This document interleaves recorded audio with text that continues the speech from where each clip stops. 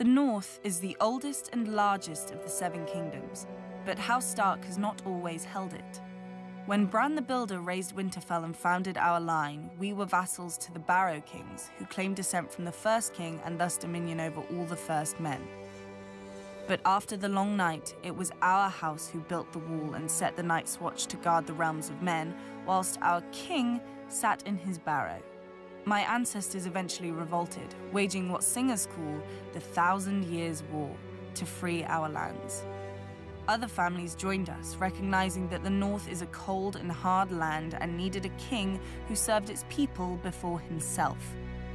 Finally, the last Barrow King bent the knee, and House Stark became the kings of winter.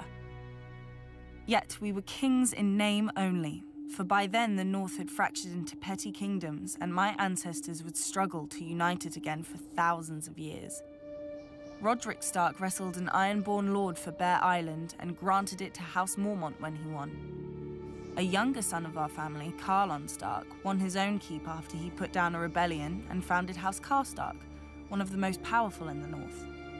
When the Manderleys were exiled from the Reach, my ancestors shielded them and gave them a home at the mouth of the White Knife, in return for holding the river against pirates and invaders. Now they're one of the wealthiest houses in the North. I'm not so naive to pretend that the entire North welcomed Stark rule. The last Warg King was slain at Sea Dragon Point along with all his sons and beasts. The last Marsh King died at the hands of King Rickard Stark, and House Reed has held the swamps of the Neck ever since. Houses Greenwood, Towers, Amber, Frost.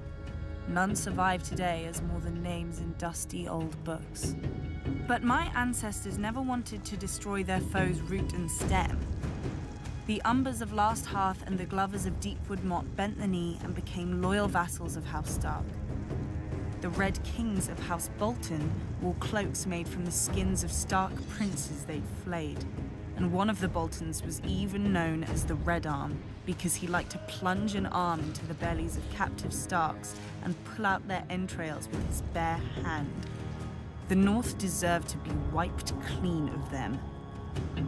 Yet my ancestors spared them after their defeat because they believed the North couldn't afford to fight itself any longer. Time soon proved them right. When the Andals swept into Westeros, they obliterated all the kingdoms of the First Men except the North. Each of the southern kingdoms fought the invaders on its own, but the North fought as one.